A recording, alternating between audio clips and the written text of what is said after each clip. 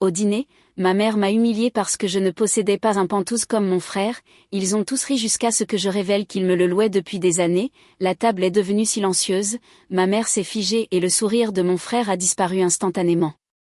Salut tout le monde, en grandissant, ma famille traitait mon petit frère comme s'il était en or massif et moi comme un bruit de fond, j'ai fait profil bas, j'ai construit ma vie tranquillement et je pensais que c'était fini, mais il s'avère qu'ils n'avaient pas fini de m'entraîner dans leurs bêtises. Avant que ça ne dégénère, voici comment tout a commencé, je m'appelle Julien, à l'époque j'avais 28 ans et je travaillais dans la finance immobilière, rien de très voyant à l'extérieur, un petit appartement, une vie tranquille, la même vieille voiture. Ma famille a toujours agi comme si j'étais un figurant, ça a commencé tôt et ça a pratiquement tout façonné. En grandissant, la star de la maison était mon petit frère, Lucas, s'il entrait dans une pièce l'énergie changeait comme si quelqu'un de spécial venait d'arriver, peu importait ce qu'il faisait vraiment, l'assurance, le charme, tout ce côté bruyant mais sympathique, mes parents buvaient ses paroles comme si c'était la preuve qu'il était destiné à de grandes choses. Ma mère, Valérie, était la plus grande supportrice du système de croyance Lucas est incroyable, elle adorait transformer tout en une sorte de leçon, si je disais que je voulais essayer un nouveau passe-temps, elle transformait ça en un discours sur ce sur quoi un vrai homme se concentre, si je ne lui disais pas mes projets elle agissait comme si je l'excluais, si je lui disais elle décortiquait chaque détail et me culpabilisait dès que je résistais, j'ai appris assez vite que rien ne restait simple avec elle. Mon père, François, n'était pas du genre bruyant, il ne prenait pas parti directement mais il avait ce truc où il intervenait avec les pires commentaires possibles au pire moment, si Lucas faisait quelque chose de stupide et que je réagissais, François disait « Eh bien, regardons les choses du côté de Lucas aussi », ce qui n'aidait jamais et finissait toujours par me faire passer pour quelqu'un de dramatique. Même enfant, il faisait ça, c'était comme s'il pensait qu'argumenter des deux côtés était une grande sagesse. Le meilleur exemple de notre dynamique familiale s'est produit quand nous étions petits, quand nous avons emménagé dans une nouvelle maison où il y avait 2 chambres à l'étage, l'une était plus grande avec une grande fenêtre et assez d'espace pour tout un aménagement, l'autre était juste normale. J'étais l'aînée donc je pensais que la plus grande était pour moi, mais non, Valérie a dit que Lucas était plus énergique et qu'il avait besoin d'espace pour s'exprimer, c'était son mot, s'exprimer. J'ai eu la plus petite chambre parce qu'apparemment être calme signifiait que je n'avais pas besoin d'espace. Les anniversaires étaient pareils, Lucas voulait un nouveau vélo il avait le modèle haut de gamme, j'ai demandé des baskets une fois et j'ai eu la paire la moins chère en solde, si Lucas rapportait un dessin de l'école Valérie l'accrochait sur le frigo comme s'il était un prodige, si j'avais un 18/20 en maths elle disait « Eh bien c'est normal tu es le responsable », il y avait toujours un moyen de transformer mes victoires en quelque chose de banal. Lucas a appris à utiliser tout ça assez tôt, s'il m'énervait et que je lui disais d'arrêter il sortait directement les phrases classiques « détends-toi c'est pas si grave » ou « je rigole juste », ou alors il souriait de cette façon qui faisait dire aux adultes des choses comme « tu vois Julien il est juste joueur », c'était à moi qu'on disait de me détendre. Si jamais on se disputait et que j'avais raison, Lucas déformait tout jusqu'à ce que soudain ce soit moi qui ai mal entendu ou qui n'ai pas compris la blague, cette manipulation mentale n'était pas un mot connu chez nous mais il la parlait couramment avant même le collège, et il était récompensé pour ça parce que Valérie aimait sa vivacité d'esprit et François le défendait toujours en disant que Lucas ne le pensait pas comme ça. Au bout d'un moment j'ai réalisé qu'essayer de corriger quoi que ce soit ne faisait qu'aggraver mon cas, plus je résistais plus on me collait l'étiquette de coincé ou de trop sérieux, plus Lucas faisait l'imbécile plus il paraissait charmant, alors je me suis adapté, je suis resté silencieux, j'ai gardé mes opinions pour moi et j'ai suivi tout ce qui rendait la maison paisible. Si Lucas voulait la plus grande chambre qu'il la prenne, s'il était félicité pour des choses qu'il n'avait même pas méritées tant mieux, si je réussissais quelque chose et que personne ne s'en souciait peu importe, j'ai arrêté de courir après l'approbation parce qu'elle n'arriverait jamais, pas pour moi. Au moment où nous sommes arrivés au lycée Lucas était fondamentalement un golden retriever sous un éclairage parfait, les professeurs, la famille, les amis, les cousins, ils l'aimaient tous instantanément. Pendant ce temps j'étais le gamin que les gens oubliaient dans la pièce jusqu'à ce qu'ils aient besoin de soulever quelque chose de lourd ou de réparer un truc, je ne le détestais pas, c'est ça qui est bizarre, j'ai juste appris qu'il n'y avait pas de place pour moi pour être autre chose. Si Lucas prenait toute la scène la seule place qui me restait était le couloir latéral, alors j'ai choisi la voie dont personne ne se souciait, travailler tranquillement, m'occuper de mes affaires, faire les choses à mon propre rythme, Je me suis dit que si ma famille ne voulait pas me voir alors je construirais une vie qu'ils ne pourraient pas contester, mais à l'époque je ne savais pas jusqu'où cela irait, ni qu'un jour Lucas entrerait directement dans quelque chose que j'avais construit sans même le savoir, ou que la même dynamique de l'enfance se transformerait en quelque chose de bien plus grand que de simples tailles de chambre et des dessins sur le frigo. À l'époque j'étais juste le grand frère calme et à leurs yeux c'est tout ce que je serai jamais, c'est à l'université que la différence entre moi et Lucas s'est vraiment manifestée. Il a été admis dans une grande école de commerce réputée que mes parents traitaient comme la preuve qu'il était un talent unique en son genre, frais de scolarité couverts, logement payé, argent de poche, Valérie lui glissait des extras sans même l'admettre. Le jour où il a ouvert l'email d'admission elle pleurait et le serrait dans ses bras comme s'il avait déjà changé la direction de toute la famille. Je n'ai pas pris le même chemin, j'ai commencé par un IUT et une licence à la fac parce que c'était logique et que ça ne ruinait pas mon compte en banque, je jonglais avec 2 boulots au début, parfois 3 quand mes heures étaient réduites, les quarts du matin à remplir les rayons, les livraisons tard le soir, les week-ends à donner des cours particuliers à ceux qui avaient besoin de valider leurs maths, je n'étais pas malheureux mais ce n'était certainement pas l'histoire dont Valérie se vantait auprès des proches. Elle continuait à s'immiscer dans mes affaires pendant cette période, elle débarquait à l'improviste juste pour me surveiller puis utilisait la visite pour remettre en question chaque choix que je faisais. Si j'étudiais elle commençait à faire des discours sur le fait qu'un vrai homme ne se cache pas derrière des livres. Si je ne répondais pas à ses appels tout de suite elle laissait des messages culpabilisants comme « Je suppose que tu n'as plus besoin de ta mère », quand je rappelais elle glissait encore des conseils que je n'avais pas demandés, chaque conversation ressemblait à un rapport qu'elle classait.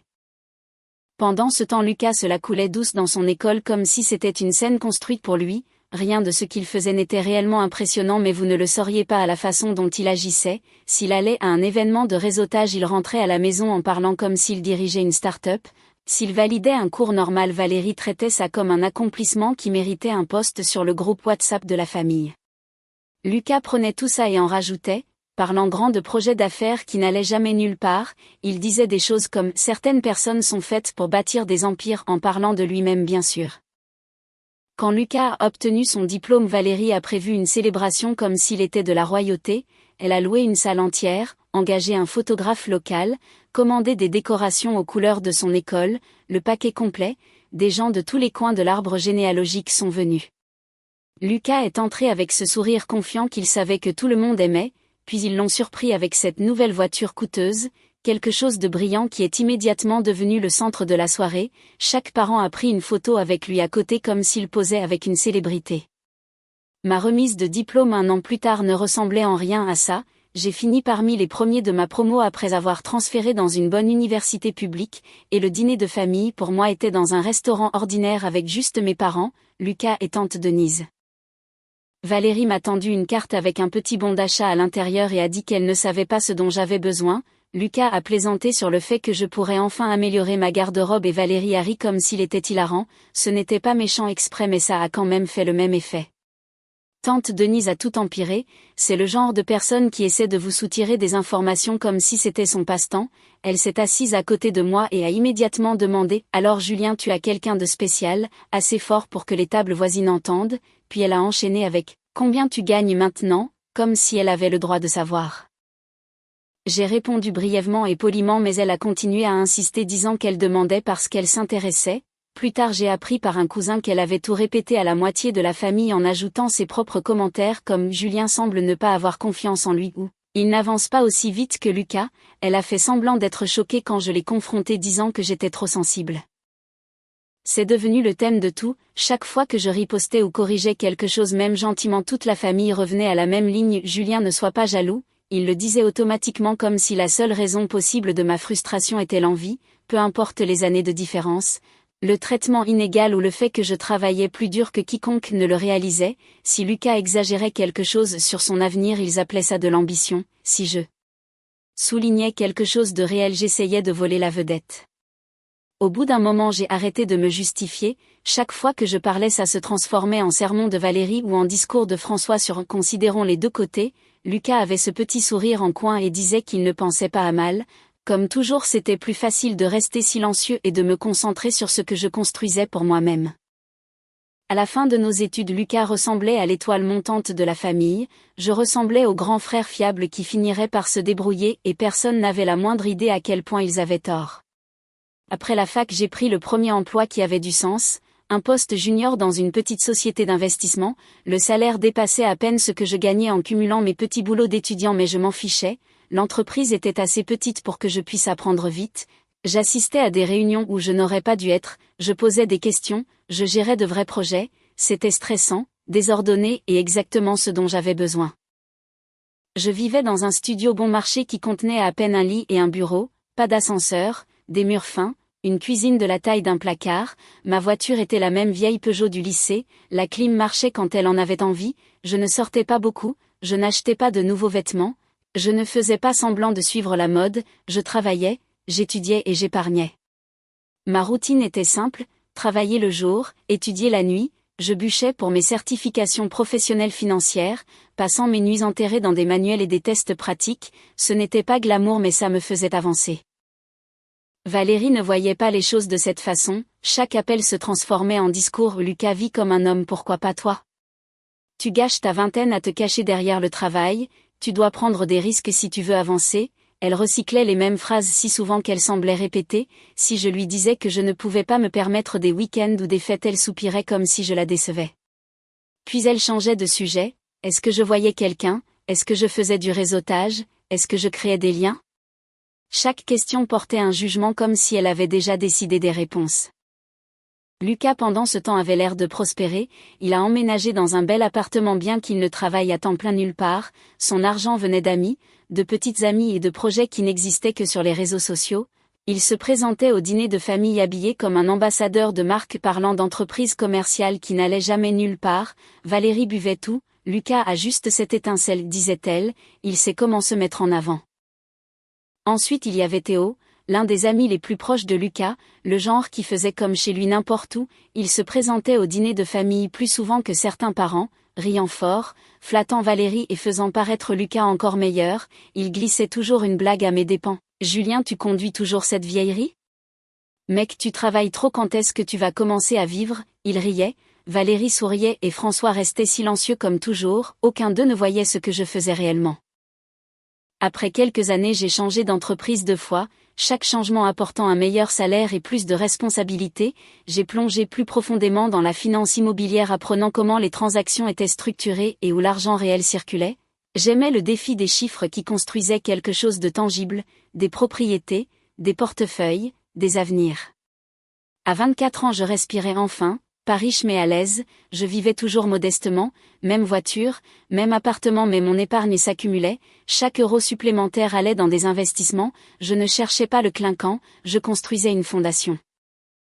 Le cousin Bastien est réapparu à peu près à ce moment-là, soudainement intéressé par la finance, il avait toujours gravité autour de Lucas parce que Lucas rendait tout excitant. Bastien était le genre à courir après les tendances, à se vanter du prochain grand truc et à abandonner avant d'y comprendre quoi que ce soit. Quand il a découvert mon travail, il a commencé à fouiner. « Alors Juju, combien tu te fais maintenant ?» Avant que je puisse répondre, il ajoutait « Lucas déchire tout, mec, tu as vu ses réseaux ?» Si je disais que je me concentrais sur la croissance à long terme, il levait les yeux au ciel. « Tu réfléchis trop Lucas, c'est juste comment gagner ?» Il faisait passer mes progrès silencieux pour un échec et la frime vide de Lucas pour du génie. C'est devenu un modèle, chaque fois que j'essayais d'expliquer ce que je construisais, quelqu'un transformait ça en preuve que j'étais trop sérieux ou jaloux. Alors j'ai arrêté d'expliquer, je les ai laissés croire ce qu'ils voulaient. Je travaillais, j'étudiais et je gardais mes projets pour moi, je regardais Lucas construire son image, photo coûteuse, luxe emprunté, louange qu'il ne méritait pas, je construisais autre chose, discipline, effet de levier, stabilité, j'apprenais les marchés, je construisais mon crédit, je construisais des options. La différence était invisible de l'extérieur mais réelle. Tout le monde autour de moi était attiré par l'éclat de Lucas, mais je savais mieux, l'image ne paie pas les factures et le charme ne construit pas de patrimoine. Pendant qu'il l'applaudissait, je préparais tranquillement le terrain pour le moment où tout basculerait. Alors je suis resté dans ma voie, empilant connaissances, argent et patience, brique par brique, euro par euro. Lucas était occupé à jouer le succès, j'étais occupé à le créer, et un jour quand le moment serait venu, cette différence compterait enfin. Lorsque la pandémie de Covid-19 a frappé, le marché immobilier s'est comporté étrangement, des unités haut de gamme qui se vendaient autrefois instantanément ont commencé à traîner, les propriétaires qui se vantaient de ne jamais négocier ont commencé à casser les prix. Je surveillais cela de près non pas parce que j'étais prêt à acheter mais parce que j'économisais depuis des années et que je voulais être prêt quand la bonne affaire apparaîtrait. Cette affaire s'est présentée sous la forme d'un penthouse à la tour Horizon, les photos semblaient irréelles, baies vitrées du sol au plafond, terrasse panoramique, agencement ouvert, cuisine élégante, le prix était bien inférieur à tout ce qui était comparable, si bas que ça ressemblait à une erreur d'annonce. Puis j'ai vu le nom du vendeur, Adrien Huet, un cadre de la tech qui avait déménagé à l'autre bout du pays, une recherche rapide a montré qu'il voulait se débarrasser de l'endroit rapidement, pas courir après le prix parfait, c'était logique, la commodité avant le profit. J'ai creusé les chiffres, même après les coûts de rénovation l'affaire était magnifiquement rentable, acheter une propriété de plus de 2 millions d'euros n'est pas une décision anodine, pendant des semaines je suis resté assis à mon bureau après le travail à faire tourner des tableurs, vérifier les taxes, les budgets de rénovation et les rendements locatifs, certains soirs je pensais que j'étais fou, d'autres soirs cela ressemblait exactement à la récompense vers laquelle je tendais. Je n'ai rien dit à personne, pas à Valérie, pas à François et certainement pas à Lucas. Valérie m'aurait fait la leçon sur le fait d'en faire trop, François aurait essayé de voir les deux côtés jusqu'à ce que je perde patience, Lucas aurait transformé ça en compétition, le silence était plus facile. Début 2021 j'ai fait l'offre, Adrien a accepté presque immédiatement soulagé d'être libéré, j'ai financé l'achat comme un investissement locatif, la banque l'a approuvé sur la base du loyer projeté et j'ai apporté un gros apport grâce à des années d'épargne disciplinée. Pour la confidentialité et la responsabilité j'ai pris le titre via une petite société civile immobilière, SCI, à usage unique, une fois la vente conclue je suis passé directement en mode rénovation, l'ossature de l'endroit était solide il avait juste besoin d'être mis au goût du jour, je voulais quelque chose d'intemporel pas à la mode, quelque chose que les locataires haut de gamme ne critiqueraient pas entrepreneurs, retard, pénurie d'approvisionnement, c'était des mois de chaos mais. L'espace est lentement devenu quelque chose d'exceptionnel. Pendant que les travaux continuaient j'ai engagé une société de gestion immobilière pour tout gérer, sélection des dossiers, maintenance, comptabilité, je préférais une séparation nette entre ma vie et mes investissements, les locataires verraient la SCI et la société de gestion, jamais mon nom personnel, le bail incluait même une clause de ménage et d'inspection mensuelle avec préavis écrit et un court rapport photo par la suite, les locataires de luxe aimaient ce genre de structure, cela maintenait des standards élevés. Quand le penthouse a été prêt nous l'avons listé comme location de luxe, les candidatures ont afflué, professionnels, couples nouvellement riches, cadres, tout le monde voulait cette adresse, je faisais défiler les noms nonchalamment jusqu'à ce que l'un d'eux m'arrête net, Lucas Mitchell, enfin Lucas Mercier pour l'histoire. Au début j'ai cru à une coïncidence mais le numéro de téléphone et l'email l'ont confirmé, mon petit frère postulait pour louer ma propriété sans réaliser que je la possédais, son dossier semblait impressionnant, relevé propre, solde solide, dépôt régulier, mais je le connaissais trop bien, Lucas n'avait jamais gardé un emploi stable, il vivait de charme et d'éclat empruntés.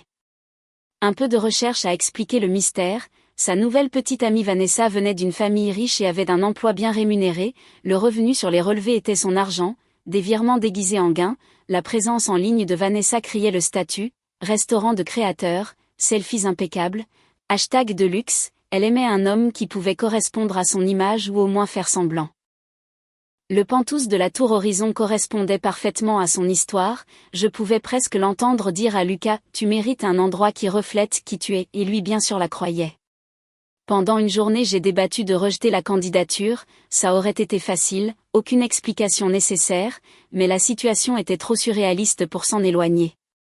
Lucas avait toujours été la star de la famille, celui dont tout le monde disait qu'il irait loin, et le voilà essayant sans le savoir de louer ce que j'avais construit en silence, je ne prévoyais pas de vengeance ou de piège, je voulais juste voir ce qui se passerait quand nos rôles s'inverseraient discrètement, alors j'ai approuvé. La société de gestion a géré le bail et l'emménagement, Lucas n'a vu que la SCI sur les documents et les emails du gestionnaire immobilier. Une semaine plus tard lui et Vanessa ont emménagé, postant des photos comme s'ils avaient atteint un nouveau niveau de succès, des photos de coucher de soleil depuis la terrasse, des verres tenus juste comme il faut pour la caméra, je regardais de loin moitié amusé moitié mal à l'aise, une partie de moi s'attendait au désastre, Une partie de moi se sentait vengée, il vivait dans quelque chose que j'avais créé, financé et conçu. La même famille qui traitait autrefois mes réalisations comme un bruit de fond félicitait maintenant Lucas d'avoir enfin réussi, et il n'avait toujours aucune idée qu'il se tenait sur les fondations que j'avais bâties. Une fois que Lucas a emménagé dans le Penthouse, il a traité ça comme son tour d'honneur personnel, il n'y est pas allé doucement non plus, tout de suite il a commencé à l'appeler « chez moi » dans chaque conversation, appels familiaux, groupes de discussion, publications sur les réseaux sociaux, partout où il pouvait avoir un public. Il n'a jamais dit qu'il était propriétaire, mais il parlait comme s'il l'avait mérité grâce à une réussite massive que personne d'autre ne comprenait, les gens le croyaient parce qu'il disait tout avec assurance. Valérie adorait chaque seconde, elle est retournée directement à son mode moralisatrice, chaque fois que je disais quelque chose sur mon travail ou mon appartement elle glissait des commentaires comme « Lucas vit vraiment, tu devrais penser à te pousser plus » ou « Tu vieillis Julien, ton frère avance, tu ne veux pas rester coincé pour toujours », elle utilisait le Penthouse comme preuve que Lucas était en avance dans la vie même si c'était l'argent de Vanessa qui couvrait tout, pour Valérie les apparences comptaient plus que les faits, si Lucas a l'air d'avoir réussi c'était suffisant pour elle. Pendant ce temps je recevais des rapports mensuels de Nadia la gestionnaire immobilière, une fois par mois après la visite de ménage prévue l'équipe de Nadia envoyait un court rapport photo, cuisine propre, salon rangé, usure minimale, parfois il y avait de petits signes du style de vie de Lucas, lunettes de soleil laissées sur le canapé, chaussures de créateur près de la porte, bouteilles de soins coûteux sur le comptoir de la salle de bain, rien de destructeur juste voyant, il décorait l'endroit comme quelqu'un qui pensait que le goût signifiait choisir l'article le plus cher sur un site web. Lucas organisait des soirées jeux, des fêtes, des dîners en amoureux, il postait des photos avec des légendes comme « Encore une nuit avec la meilleure vue de la ville » ou « Travailler dur, profiter de la vie », cette vue est devenue une partie de son identité. Si quelqu'un complimentait le coucher de soleil il agissait comme s'il l'avait personnellement arrangé. Les 2 premières années se sont bien passées côté loyer, Vanessa payait tout à temps. Elle aimait l'image d'être la petite amie d'un gars qui vivait dans un Penthouse, elle s'habillait pour les selfies dans l'ascenseur, tenait ses verres dans un éclairage parfait, arrangeait des fleurs sur le comptoir pour des photos esthétiques, elle poussait Lucas à s'appuyer encore plus sur le style de vie luxueux, elle lui disait des choses comme « cet endroit te correspond » ou « les gens comme nous devraient vivre comme ça ». Tout ça avait l'air mis en scène mais ça marchait pour eux, puis Vanessa s'est ennuyée, elle a mis fin à la relation assez vite. Pas de grosses disputes, pas d'histoire dramatique, elle a simplement perdu tout intérêt une fois que l'éclat s'est dissipé, dès que le boost de statut est devenu routinier elle est passée à autre chose, c'était son truc, surfer sur la vague et partir quand elle retombe, opportuniste jusqu'au bout. C'est là que le vrai problème a commencé, le loyer n'arrivait pas à temps, Nadia contactait Lucas et il avait toujours des excuses différentes, un retard bancaire, une confusion, un problème temporaire qu'il réglerait la semaine prochaine. Je recevais des mises à jour de sa part mais je ne lui disais rien, je n'étais pas censé intervenir de toute façon, la société de gestion gérait les locataires donc les choses restaient professionnelles. À peu près au même moment Lucas a commencé à sortir avec Tiffany, elle avait une personnalité bruyante, des opinions fortes et un talent pour rendre les petits problèmes énormes, elle était accro au drame, le genre qui remuait les choses puis agissait choqué quand ça explosait, elle encourageait Lucas sans arrêt. S'il se plaignait de quelque chose elle intervenait avec « il ne t'apprécie pas » ou « tu es fait pour de plus grandes choses ». Elle postait aussi des commentaires vagues en ligne qui visaient manifestement des gens de notre famille, des trucs comme « certaines personnes ne peuvent pas supporter l'ascension des autres » ou « la jalousie est bruyante ». Lucas faisait semblant de ne pas savoir ce qu'elle voulait dire mais il repostait toujours ses stories avec des émojis. Le loyer de Lucas continuait de glisser, un mois de retard s'est transformé en 2, puis il y a eu un paiement partiel, puis plus rien, Nadia restait patiente mais elle a clairement fait savoir que ce n'était pas durable.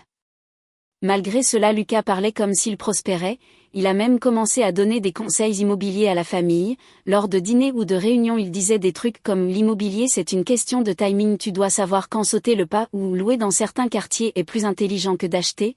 Je pourrais expliquer mais c'est compliqué, si quelqu'un lui demandait des détails il esquivait avec une énergie de « fais-moi confiance ».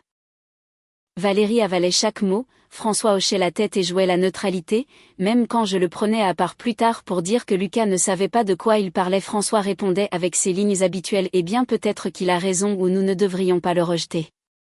Le pire moment est arrivé quand Lucas et Tiffany se sont présentés à un déjeuner de famille en parlant d'acheter le Penthouse, Lucas le disait comme s'il le prévoyait déjà depuis des mois, je suis resté assis là à écouter mon petit frère parler nonchalamment de doubler son propre propriétaire, moi, sans le savoir.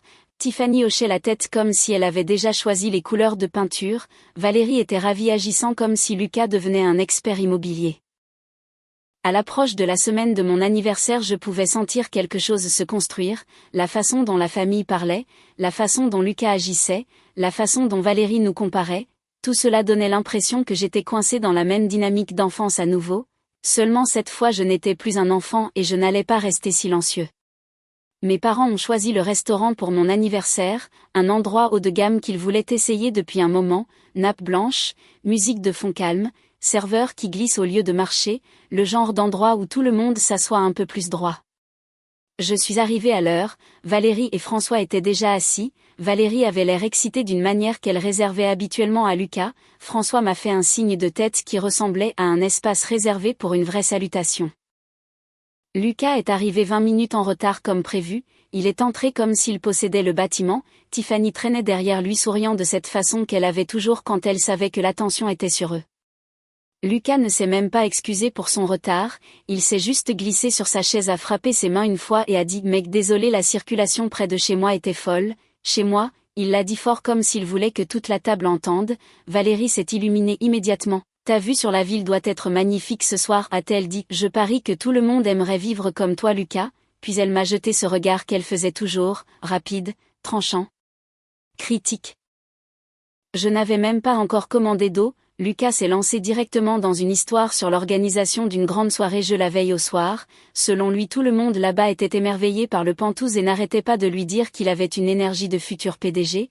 Il exagérait chaque détail agissant comme si la terrasse était quelque chose qu'il avait personnellement conçu. Tiffany hochait la tête et ajoutait ses propres commentaires. Les gens ne comprennent pas, disait-elle, vivre dans un endroit comme ça change votre état d'esprit, ça attire le succès, l'énergie de Lucas est différente maintenant, elle le disait avec ce ton accro au drame, doux, tranchant, destiné à remuer quelque chose, puis elle m'a regardé comme si elle vérifiait si je réagirais, je n'ai pas réagi. Lucas a continué à parler. Ouais, je pensais refaire la chambre d'amis, a-t-il dit. Je veux quelque chose de plus moderne, quelque chose qui correspond à l'ambiance. Valérie est intervenue à nouveau. Tu devrais, c'est ce que font les hommes qui réussissent, ils améliorent leur espace, le font refléter leur niveau. Puis se tournant directement vers moi, Julien, tu pourrais apprendre de ça, tu es plus âgé et tu es toujours dans ce petit appartement, il est temps de grandir, ton frère te montrera. Quoi ressemble le vrai progrès?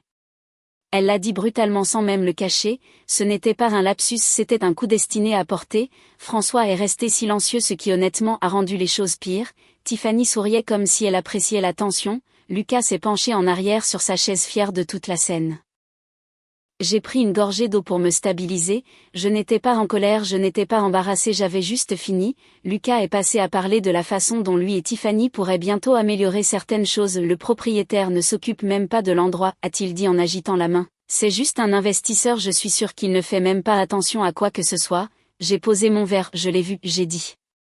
Lucas s'est arrêté au milieu de sa phrase. Vu quoi? Le Pantouz, j'ai dit, je reçois les rapports de ménage et d'inspection une fois par mois avec photo, ceux que tu as signés dans ton bail. Le silence a frappé la table instantanément, pas de musique, pas de bavardage à proximité, juste le calme. Valérie a froncé les sourcils. De quoi parles-tu, Julien? J'ai regardé Lucas, je dis que je vois le Pantouz parce que je suis le propriétaire, je reçois les rapports du propriétaire. Lucas me fixait comme s'il ne comprenait pas les mots, les sourcils de Tiffany se sont levés, François avait l'air confus puis inquiet. Je suis resté simple, tu ne possèdes pas l'endroit, Lucas, tu me le loues. Tiffany s'est figée, Valérie a cligné des yeux comme si elle avait été giflée, la bouche de François s'est ouverte puis refermée, Lucas a finalement parlé. Non, tu plaisantes, j'ai sorti mon téléphone et ouvert l'application de gestion immobilière, j'ai tourné l'écran vers lui. Locataire Lucas Mitchell, unité Tour Horizon niveau Pantouz, solde actuel plusieurs mois de retard, tu veux voir l'historique des paiements?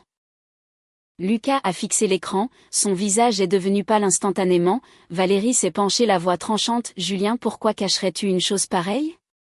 Pourquoi ne nous l'as-tu pas dit? C'est humiliant, puis elle a transformé ça en culpabilité comme elle le faisait toujours. Tu nous as fait croire qu'il avait mérité ça, tu nous as laissé nous vanter de lui, tu nous as embarrassés.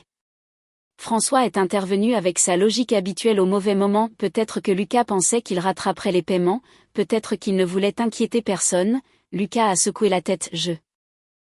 Je ne savais pas que c'était à toi, comment étais-je censé le savoir? Tu ne pouvais pas, ai-je dit, les papiers listent la société holding et la société de gestion. Il a regardé autour de lui comme si la pièce bougeait puis il a ajouté la phrase classique presque automatique. Tu prends ça trop au sérieux Julien, j'allais payer 3 mois de retard, ai-je demandé, et tu prévoyais d'acheter l'endroit à un propriétaire mystère que tu pensais incompétent? La voix de Lucas s'est brisée, je ne voulais pas dire. Je n'essayais pas de. Il a arrêté de parler, la routine de manipulation ne collait pas parce qu'il n'y avait rien à déformer, les faits étaient juste là sur l'écran, il a baissé la tête les épaules tendues, pas de répartie, pas de charme. J'ai expiré une fois, voici ce qui va se passer, tu as 30 jours pour payer ce que tu dois ou déménager, pas de négociation sur le délai, pas d'excuses, et tu arrêtes de sous-entendre en ligne que tu possèdes l'endroit, sois clair sur le fait que tu loues, tu veux du respect? Commence par la vérité. Valérie avait l'air de vouloir argumenter à nouveau mais François a mis une main sur son bras, pour une fois elle est restée silencieuse, Tiffany n'a pas dit un mot, elle regardait Lucas comme si elle réalisait soudain à quel point son image était fragile. Le serveur est passé avec l'addition, a vu la tension et l'a posée silencieusement. Personne n'a bougé pendant 1 minute, toute la table semblait plus lourde que l'air ne devrait le permettre, le dîner s'est terminé sans dessert, sans conversation, sans la fausse joie habituelle, quand nous sommes sortis personne n'a rien dit, Lucas ne m'a pas regardé, Valérie essayait de contrôler sa respiration, François marchait lentement les mains dans les poches, pour la première fois depuis des années la pièce n'était pas centrée sur Lucas et pour la première fois personne ne pouvait plus faire semblant.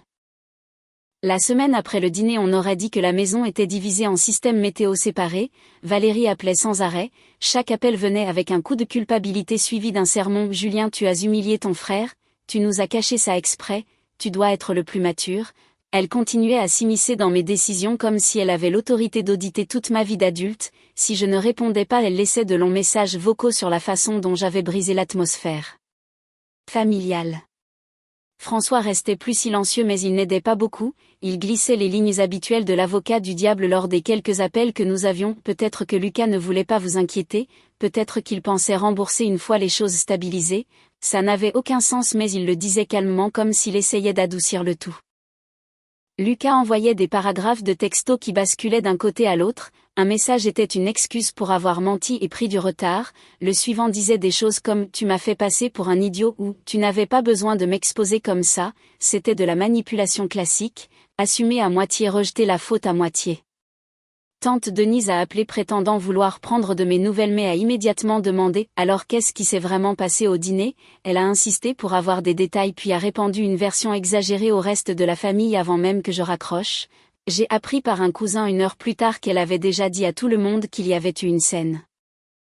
Le cousin Bastien a contacté lui aussi répétant la version de Lucas comme si c'était un fait, selon lui j'avais exagéré les choses et j'aurais dû gérer ça en privé, il n'a pas mentionné le loyer en retard de Lucas une seule fois. Quelques jours plus tard Lucas a appelé pour essayer de négocier. Écoute c'est pratiquement ma maison a-t-il dit, j'y vis depuis assez longtemps pour que ça compte, puis il a ajouté la famille devrait aider la famille mec pourquoi tu es si strict, Théo est intervenu à un moment donné m'appelant pour discuter.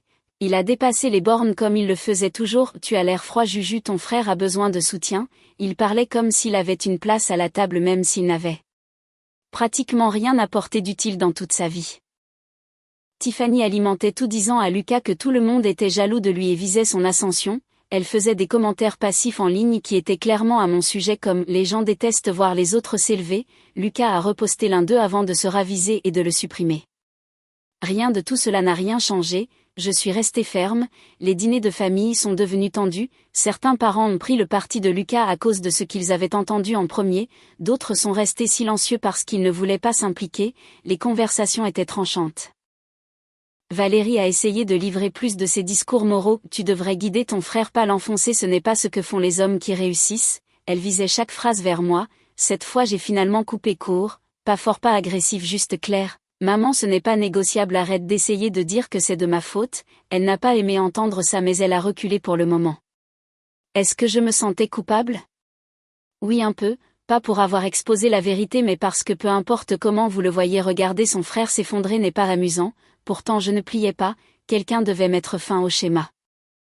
Environ 2 semaines après le dîner Lucas a réalisé qu'argumenter ne changerait rien, il a dit à Nadia qu'il commencerait à faire ses cartons. Quand elle m'a mis à jour, elle a dit qu'il essayait d'agir de manière décontractée, disant des choses comme « je pensais déménager de toute façon », comme si c'était son choix.